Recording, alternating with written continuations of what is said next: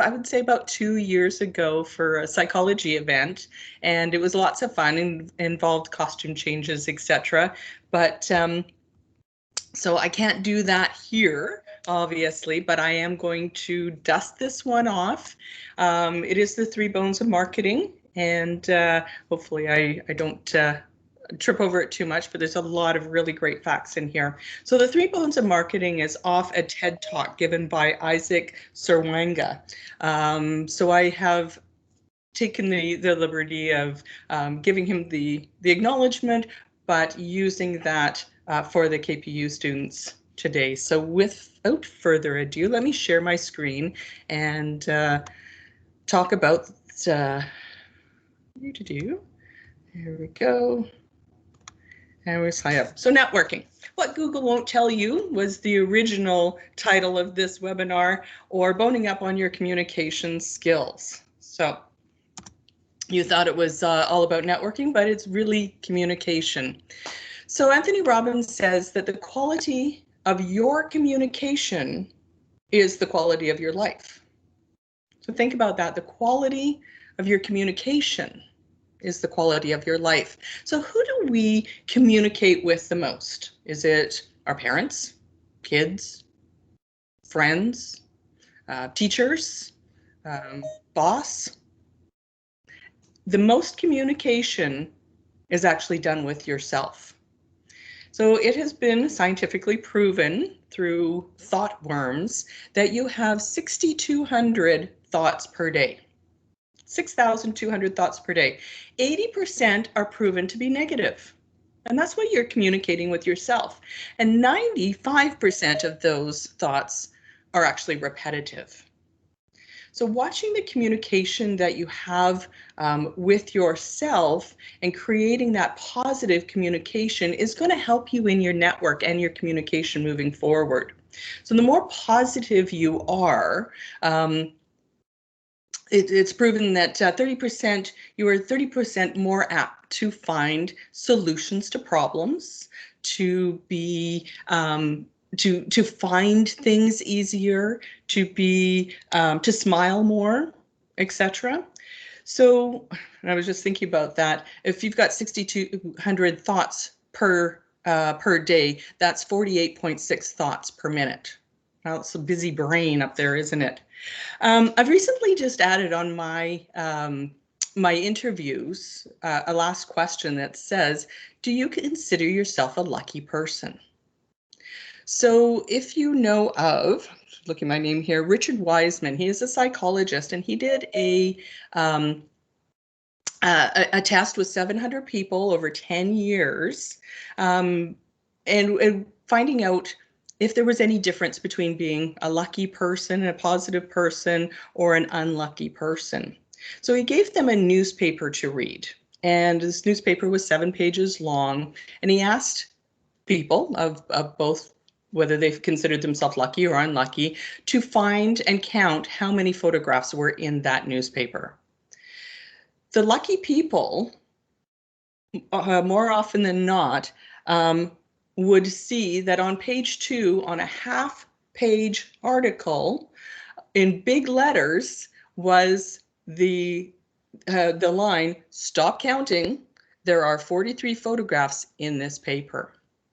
So lucky people and positive people were more apt to see that and see more options, and having that going into a networking event makes you more open to see opportunities, etc. So I wanted to talk about your communication and kind of setting the stage of going in to this networking event. It's a career fair, but it also is a networking event to grow your network, to talk to people, to ask your questions, going in positively so that you will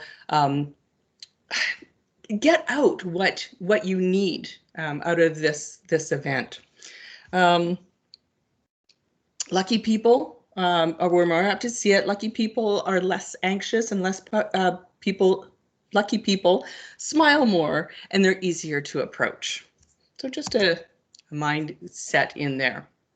The power of networking. 70% of jobs are filled through networking. It's called the hidden job market. A lot of jobs that are posted, you see on Indeed or even LinkedIn, these are the jobs that they couldn't fill internally and that have gone external. So you're up against a lot of competition.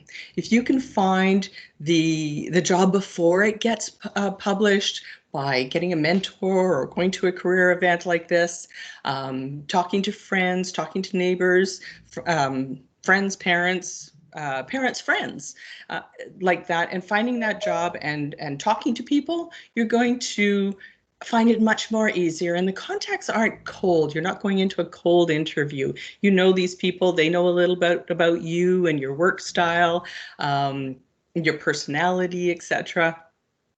And it's a lot warmer and you can feel a lot comfortable. I think the biggest thing when you're going into an interview or a networking event with somebody you don't know, there's a little bit of fear there of a no or a rejection. So having that opportunity to make it a warm meeting or a warm contact, it's going to be less stressful, and we don't need more stress in our life. It's busy enough as it is. So in communication, and when you are communication, here's just, I love stats, and I'll go off in a squirrel moment in stats. So communication is 7% words, 38% modality, and 55% body language. So think of that when you're online and you're talking to people. Is there hand options? Do you know, actually, here's one, my first tip that's, my squirrel moment, that when you talk to people and you show your palms, look at politicians. If they show their palms, they do it a lot, it's too much. But it is a sign of trust that they're not hiding anything in their hands. When Chinese people give a business card, they give it with two hands, so they're not hiding anything behind their back. That's just body language, etc. So watch your body language when you're online talking to people. Look at your camera, so it looks like you're giving eye contact to them, even though they're down here. You want to look at the camera. Okay, so that's networking. So we're going to go into the 3 bones of networking. So the first bone is the wish bone. What do you want? What are you wishing for? What can you do to get there? It's knowing what you want rather than, here's my favorite little cartoon out here, where Alice doesn't know which way to go. So the Cheshire Cat goes, well, doesn't matter which way you go if you don't know what you want. So when you're going into an event or to a networking idea, have some kind of idea of what you're really looking for. Are you looking for a mentor? Are you looking for a job or employment? Are you looking for a co-op position or maybe internship? Right, volunteer hours. Maybe you're going to graduate school and you need to get your volunteer hours up. So have that idea. And then the people that you're talking to, again, whether it's at the career fair tomorrow or somebody that you meet on an elevator or a grocery lineup, a little bit harder these days, but then they can help you. People love to help other people. So if you can get that across of what you're really looking for, kind of get an idea in your head, then you can share that, and then they can reach out and go, oh, well, I know somebody, or why don't you try this, or, and then the conversation starts. So that also alludes to having that elevator pitch you may have heard, your 3-minute commercial, and having that kind of set up. So how to introduce yourself or an elevator pitch. So if have your phone camera or have your phone, take a picture of this, write it down, etc. We're going to break this down a little bit. This is the main backbone to have, that was foreshadowing, for an elevator pitch. So who are you? What's your name? Some background. What is your program? What year are you in? How did you get into that? Again, you want to do this in about 3 minutes, but have some background. Explain and provide some context. So My name's Michelle Matthijssen. I am the coordinator of career development services at KPU. Maybe I wanted my context. Maybe I want to know KPU. That's Kwantlen Polytechnic University. We are located south of the Fraser River and have five campuses from Langley to Richmond. Okay, so there's some kind of, I'm making this up on the fly. Have that connection. So how do you know about that company? Maybe I'm going to use the Career Day again. Thank you for coming to Career Day. It's great that you can interview our students. I know that we have a lot of students in business that are coming to see you today. Okay, ask.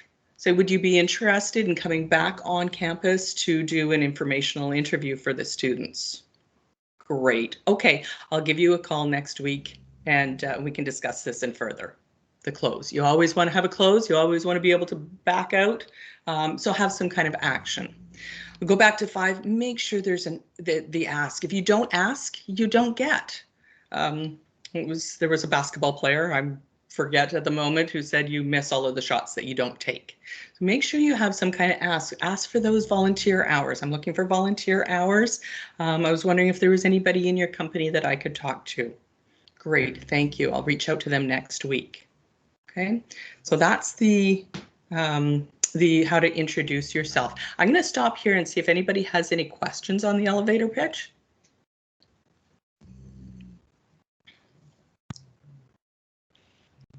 I don't have any questions here at the moment, but yeah, if any students have any questions, please write it down now. Or oh, there you go. I got one here, Michelle, from Yes. Non. Give me one sec.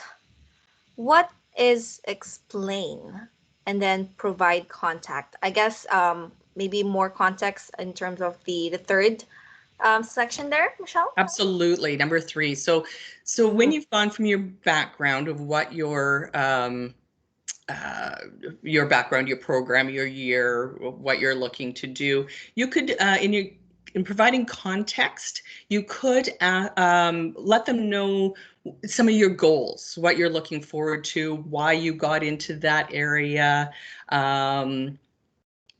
Are you, I'm going to pick this one out. We got an email this week about brewery in Japan, I believe it is. So if you're a brewery student and you wanted to travel overseas, there's a lot of breweries. Maybe that's your goal. So I'm looking to graduate from the KPU brewery program and then use my skills overseas with the new breweries that are being built in Japan. Okay, and then maybe that company deals with breweries in Japan. I hear that you would go into that. I hear that you have breweries over there. We only have 10 minutes here today. Is it all right if I contact you next week? Thank you very much. So that's that context. You want to some background and then go just that little bit deeper. And I would suggest timing yourself so that you stay in that 3 minutes. If you were stuck on an elevator with somebody, that's about the time that you would have to do that pitch. And all of this research and all of this being prepared is going to make things easier. It may not sound, when you actually deliver it, it may not sound the same. You may trip over some words, but at least there's not the crickets or the going on. You know the points that you want to get across, and if they're not in that order, that's fine too. It's just letting the information get out comfortably. I know sometimes we have these conversations where we go back later and go, oh, I should have said this, or I should have said that. So having that, and even having those recipe cards, having the points on there, writing it out and reading it just before, or when you're going in to talk to an employer, you can set it up. I have my notes set up beside me here so that I don't miss anything as I'm going through here. Write the points out so that you make sure that you don't miss anything. They're not going to see it or type it, put it on top of your screen or your camera, plug it in there with like one of those bulldog clips or something, so it's right at that eye level as well, so you're not looking around for it. Now that we have this area around, being prepared we can have some flexibility with that. So excellent question. If anybody has any more questions, we can take them at the end as well. So write them down and we can do them then. Okay, second bone, the jawbone. So the jawbone is competency and humility. There's two parts to this area. So the competency part is, do you know what you're talking about? Have you done your research? And all of these companies are listed in Career Connection. All of these companies are listed on the website at kpu.ca/career day. Scroll right down to the bottom of the page and you've got the companies there. Go to their websites, look at the jobs they're offering, look at their community. Sorry, of what they've done. People succeed because they do their research. Think of two people going in for an interview. Somebody's researched and somebody's just there. The person that has the research, they're going to have a better conversation because they have an idea of what's being offered or what the company does, what they've been involved in, how long have they been in business, are they publicly traded, how many campuses do they have, or offices or branches, etc. Just to have some of that, you're going to make the company feel good that you've done this. And that passion and that interest will go miles than somebody coming in, you know, I don't know, just the job looked good and I thought I could do it, rather than, you know, I know that you're here in this area, you actually have a branch in my community, I see you involved in things, and I'm really interested in okay, where you're going in this market or something. So make sure that you research the industry, accounting, health, trades, whatever it is. Research the industry, research the company, research the department. And I'm looking at my notes here because I don't want to miss any of these for you guys. Research the position. Research the individual. Who's doing the job that you're applying for? LinkedIn is fabulous for that. Are they KPU alumni? Reach out to them as alumni. Say, hey, you know, I'd love to get in with this company. Can you give me some success points or some tips and tricks, or tell me about an average day for you? It's going to help you out, and you're going to feel more comfortable, less nervous, more relaxed, because you have an idea of what you're dealing with. And if you have to do it for all 48 companies, we're at 48 companies, then do it for all 48 companies. It's going to be a late night tonight. Get some sleep and then, you know, put on some cover up or whatever and go that. But at least you're going in smart. The next one is humility. So the true humility is not thinking less of yourself. It's about thinking about yourself less. Gary Vee, who started off in wine and then got into shoes and has a great presence on LinkedIn right now. And his principle is the 51-49 principle, that you give of yourself that 51% more.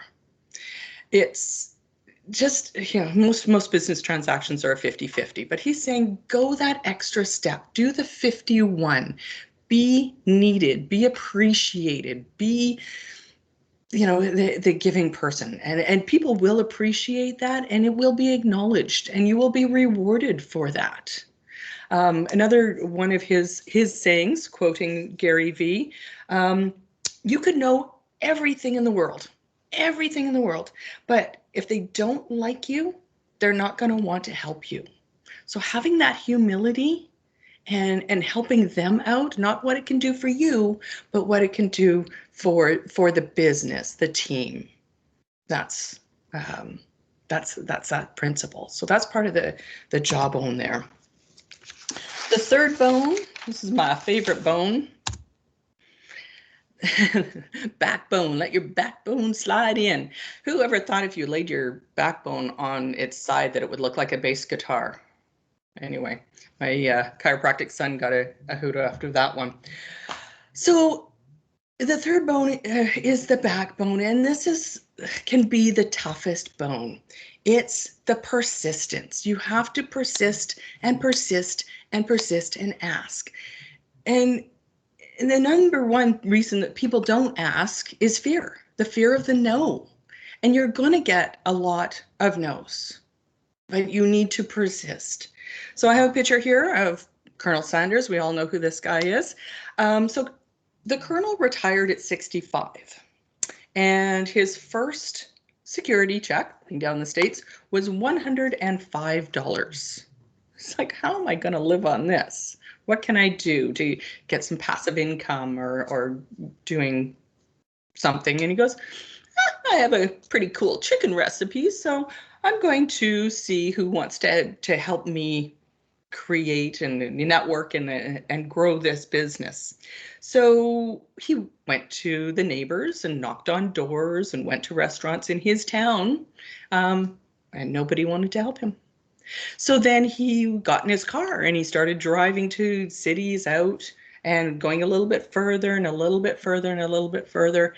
Do you know that man got turned down 1,009 times before he got a yes? Can you imagine if he stopped at 500? We'd never have KFC, which was a part of people growing up. It's gosh, by 1965, there was 6,000 restaurants around the world, etc. But can you imagine getting a no for 1,009 times? So when you've got your 20th no, just think of Colonel Sanders and no chicken, a world with no KFC. And just a little bit more on that. When he finally got that yes, he would send packages of the secret recipe to the restaurants that were selling his and making his chicken. And all he asked for was 5 cents per piece of chicken. So interesting. I have one more story about a young man who was out for a run, jogging down the street. This is local, this person I know. And a car drove by him. He had just come back from university, graduated as a chiropractor. And he was driving down the street, and he swore that Wally Buono drove by and pulled into a driveway just a couple of houses up. For those that don't know, Wally Buono is a retired coach for the BC Lions Football Club. And so as he was coming up on the driveway, this gentleman was getting out of his car, and sure enough, it was Wally Buono. And he goes, "Hello, Mr. Buono, how are you?" And Wally turns around and said, "Great." Being retired now, he had more time on his hands, but so they struck up a conversation. And so Wally asked this gentleman, "Well, what do you do?" He goes, "I'm a chiropractor." He goes, "We're always looking for chiropractors they start off on our practice teams and then work up to our to the actual main team." He goes, "I would love to put my name in for that." Wally goes, "Do you have a business card?" And he goes, "No, I don't. I'm out for a run." He goes, "Oh, okay." So this young man ran back home, got in his car, didn't shower, didn't do anything, but he grabbed his business cards, went back, knocked on the door.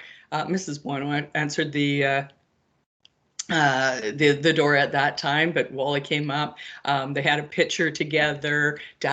Whoops, I just gave a name. This young man gave the business card, and it was about 2 months later, he got a phone call, and he was not this past summer because we were in COVID, but the summer before, working with as a chiropractor for the practice team for the BC Lions. So hopefully we'll have some football coming up, and he'll get called up again this year. Little bit of happenstance, but actually stopping, doing the ask, having the conversation. This is a very positive person.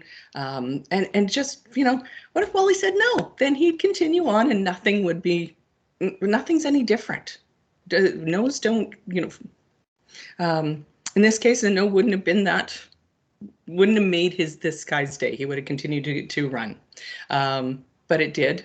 And he got more skills, more contacts, more network, moving forward with that. So just being open to what's going on and where you are in the world, it's a pretty cool thing.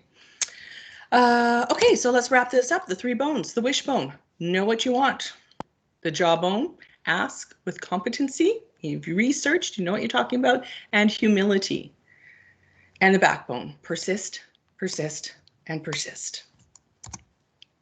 So let's try this again. So before you go, you're going to have a goal in mind. You thought about it, you write it down, you start thinking about it, you talk to yourself about it.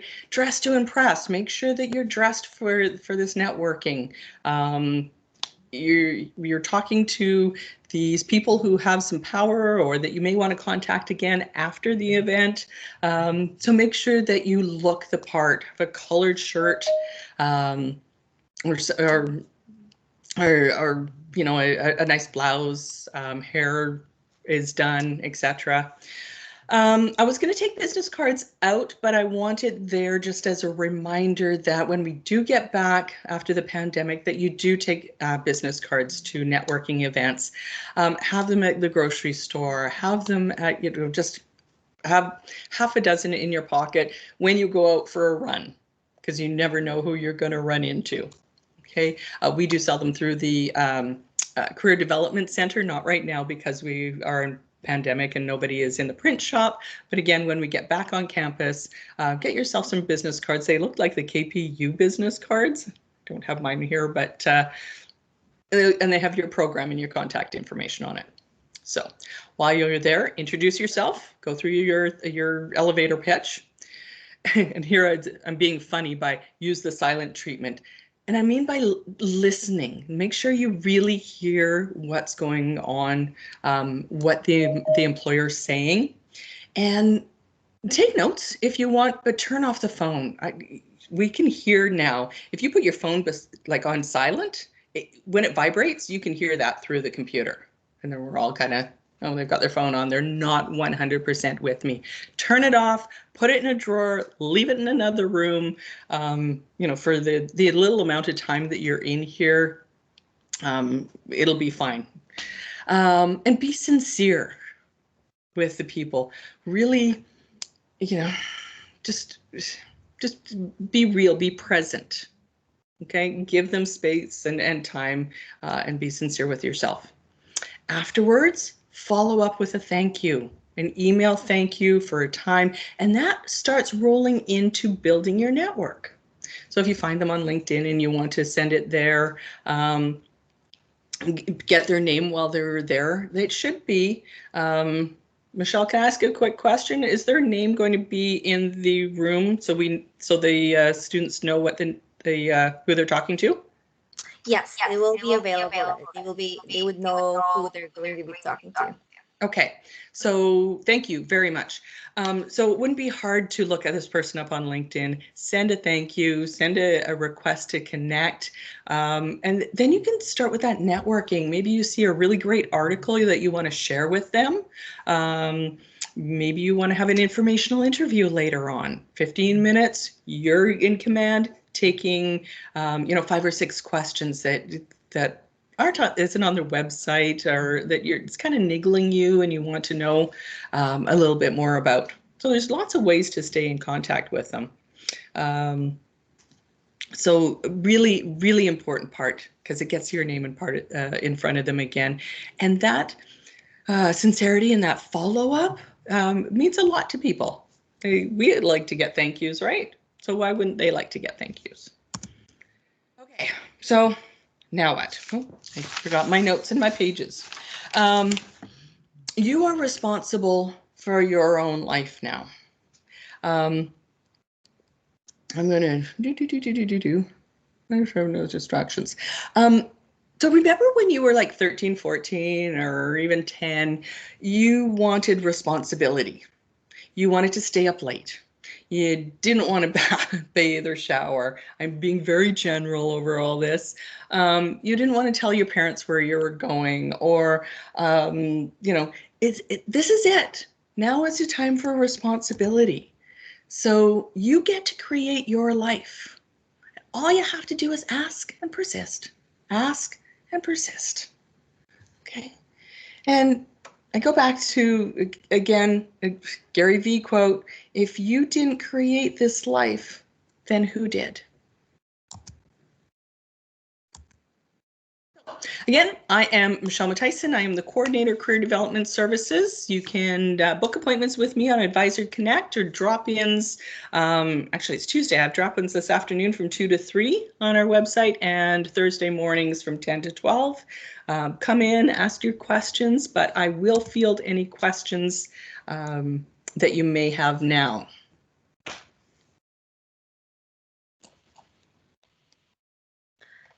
Thank you for that, Michelle. Hi again, everyone. My name is also Michelle Suarez. I'm working under Michelle Matthijssen. I do have one question here from Anastasia. If Michelle, could you please spell the name or type in the name of the TED speaker that you mentioned earlier in the beginning? Absolutely.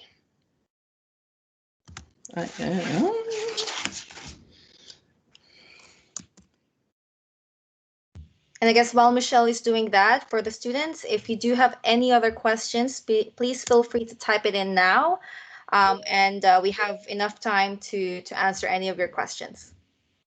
So Isaac Sawanga does a TED Talk. So yes, you can, yeah. Somebody put the link in there? No, there's another question later, but yeah. Okay. Yeah, so Google it. It's about a 9.5, maybe 10-minute 3 Bones in Networking. He's got some great stories, his own stories that he put through in this TED Talk. And yeah, really great. I hope I did him justice. Thank you. There is a other question there. I'm not sure if you can see it now, Michelle. Yes. How do you stay in contact with them? Message them weekly and ask questions, but what questions? Okay. Weekly, I feel is a bit much. I would follow up within the 24 hours after the event to do your first thank you, do your connection, etc. My network, I touch base with about twice a year. When I'm in active job search, it might be a little bit more. Thanks, Michelle. Awesome. I may contact them a little bit more just to kind of stay in contact, because I'm vibing with my tribe. I'm logging into LinkedIn every morning. I'm seeing what jobs are out there. I'm targeting my resume. I'm targeting my cover letter. Like my job search is my job while I'm looking for work. So I show up, I get showered, I show up to the computer at 9 o'clock, I break for my lunch, from 12 to 12:30, and then I may go out networking or do the networking part in the afternoon. So, and having that detailed as if you were doing the job, and going out and doing that is going to get you in that mindset. What questions?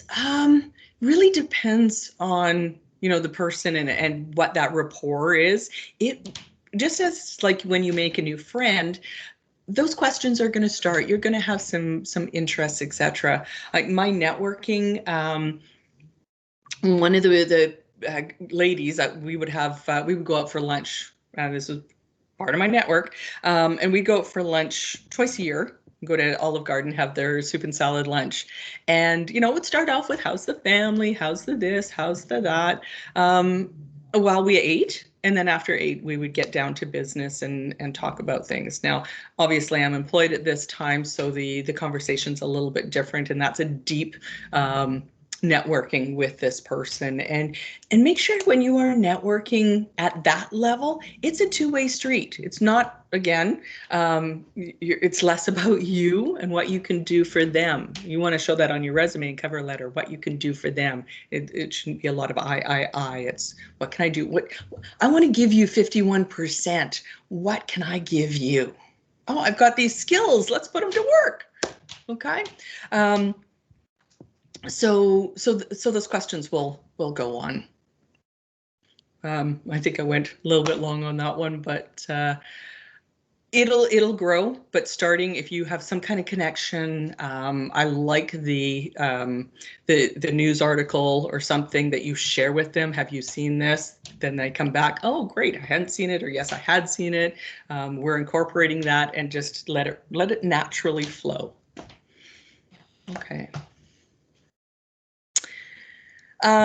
How can they, yeah, definitely. How can they remember somebody who talks to them twice in a year? Again, like I said, this one had grown, but you know, yes and no. You have to feel out yourself in your own industry, and this network that I didn't want to bug her too much because she was a busy lady and I was working. So when you are looking for work, you might contact. You don't want to bother the person either. It may be 6 weeks before you're touching base or something snags. But I want to make sure that my network, that I have like 12 people in my network. And I'm right in the middle. I want to have some mentors and some that I'm helping. I'm my 51% here and my 51% here. And put yourself right in the middle. And sometimes your network will ebb and flow. Like this person kind of drifted away a little bit, and then you're pulling somebody in. So yeah, when you're looking for work, you're going to contact them more often. So. And then, sorry, then that twice a year is, I'm keeping it fresh. You say, how do you remember that? But you do. It's just part of they're part of your LinkedIn. And you just, like say, touch base, because you never know what's going to happen. Somebody downsizes, or somebody moves, or there's a maternity leave or something, and they can say, hey, I'm going to pull that person in. I wonder if they know somebody. Oh, they want to get into it. And that's that people helping people thing. So before I keep going on, great question. Amp it up when you're looking for work. Relax it when you're employed. Okay.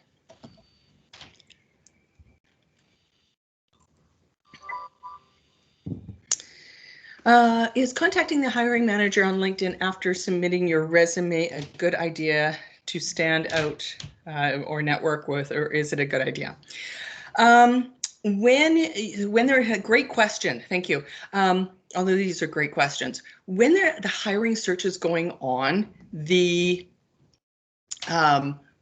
I can turn it around. So if somebody, when I have a hiring search going on and somebody has applied, I've seen their resume come in and they've asked for friends on LinkedIn, I usually will accept them, but I will not contact them, or if they reach and contact me, I'll say, I'm on the search committee. I cannot discuss this job right now because it goes out. If there's some general questions, I can field those. So just be aware that maybe the hiring manager can't talk about the position in detail, maybe some general stuff, but I wouldn't not do the ask. So yes, reach out for the ask, but don't expect a lot of information. Don't put them in that awkward spot. And then afterwards, you have that networking. Maybe you weren't the successful candidate. Reach out to them for an informational interview. Like, what could I have made stronger? What could I have? And again, they know that you've got that passion and that interest. If that position holds up or comes up again, because I'm going to go to this story again. They're going to look back to you going, this person was really keen. I wonder if they're still interested in the position. Oh, he's on my friends list. Let's reach out to him. Okay, I don't have to advertise it again. We've gone through that. Like maybe we still have his resume and his number. Just a side note, scroll moment. When somebody gets hired, they are on probation for 3 months. Many times, 2 times in my life, but many times people have not been a good fit for whatever reason, personality, skills, whatever, and that position has become available after 3 months. So when I'm coaching people, I will have my students or whoever I'm coaching to reach out at that 3-month mark, just to say hi, put their name in front of the hiring manager again, because you never know. I went to an open house one time at an employment center. It was the open house, the cake cutting, the ribbon cutting, etc., etc. Talked to the manager. He goes, oh, have you got a couple minutes? So we went over to the side of the room there. He goes, we've actually had a vacation or a vacancy open up. Would you be interested in coming down tomorrow to talk about it? That was a Wednesday night. I went down Thursday, had a conversation, and I started on Monday morning. So, and it was just a really great really great fit just from that conversation over cake. Okay, so again, being there, it's a really, really cool thing. So I hope that answered your question, O'Neill. Thank you. It's hard to do the 5149 when you're still in school. There's not much to give.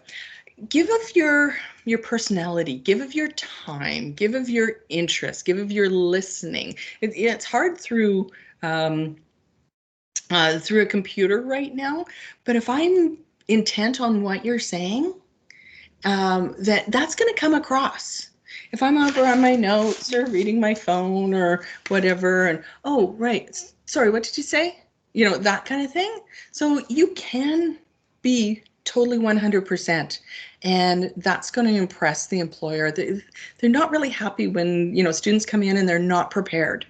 They're not really happy when, you know, the students come in and they don't know who they're talking to. It was just a vacancy, so they thought they would pop in there. I've had people come in to apply to career services, which is in the Career Development Center, which includes volunteer and co-op.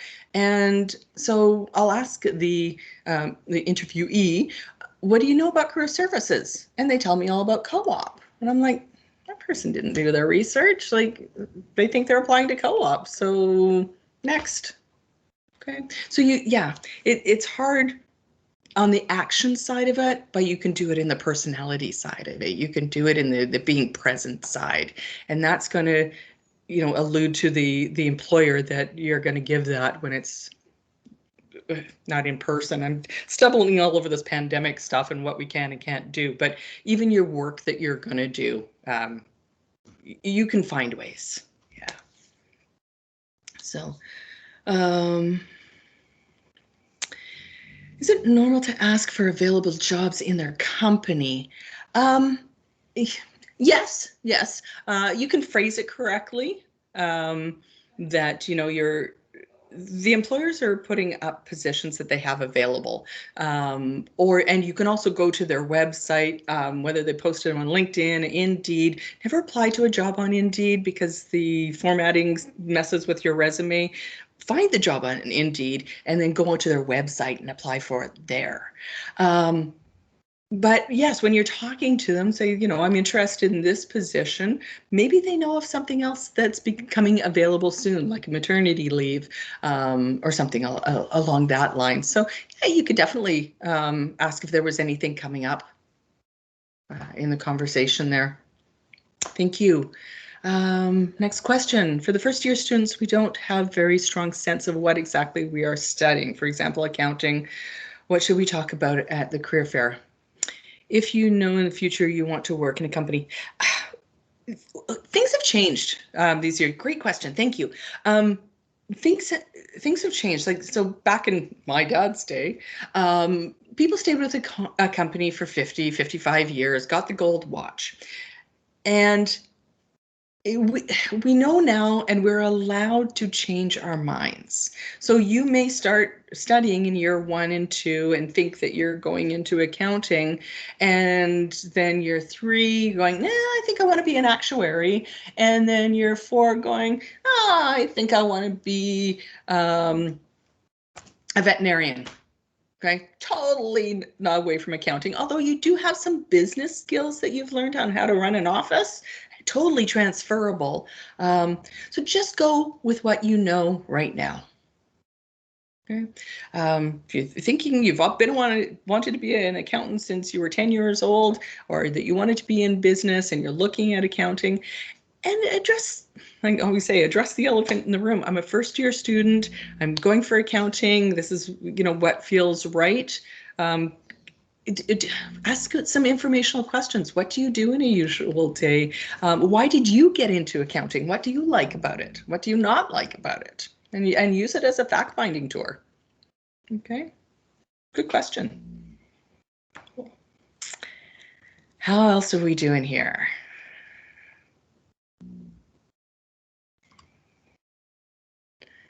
If a company is too big, it's impossible to understand the whole company. How to research. And that's where I was talking about, you know, you're looking at the industry, the company, and the department. You can research a department. You can look at reviews for the company. You can look at, and if they're a big company, are they publicly traded? How are they doing? Just that's a little interest statement, you know, for me to see, that I like to know. But if you, I think you could still research the company as a whole. How are they doing? Are they well received? Like accounting, you've got your top 4 or 5. That fifth one kind of wobbles in and out. Companies across Canada, and it's a very clicky. I was in Ottawa, and they were talking about people in Vancouver that I knew through my job here, and so it's very tight. You know, we may be a big country landmass wise, but we're pretty small with our business cores. So maybe focus, you know, more lightly on the company and more so on the department. What department is it? Human resources. Again, LinkedIn is your friend. Go into Royal Bank Human Resources, Surrey campus, and there are some analytics you can click on when you go into the people area, and you look for the KPU alumni to help you navigate that. Reach out to them for an informational interview. How did you get in, you know, to the Royal Bank? Where did you start? If you can't see what their history is, but just as much as you can do. Is that great question? Thank you. Okay. These are all really great questions. If these are the kinds of questions that you're going to have going forward to Career Day tomorrow, you guys are going to be stellar. These are very well thought out.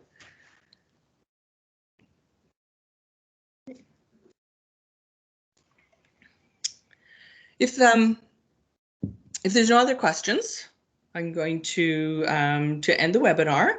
But again, if you do have questions, drop-ins, if you go to kpu.ca/career center, and you'll be able to see the drop-ins there. Pop in. I'll be there from 2 to 3 this afternoon to answer any questions that may have popped up the afterwards, going, oh, right, I should have asked this. Or if you want more of a one-on-one.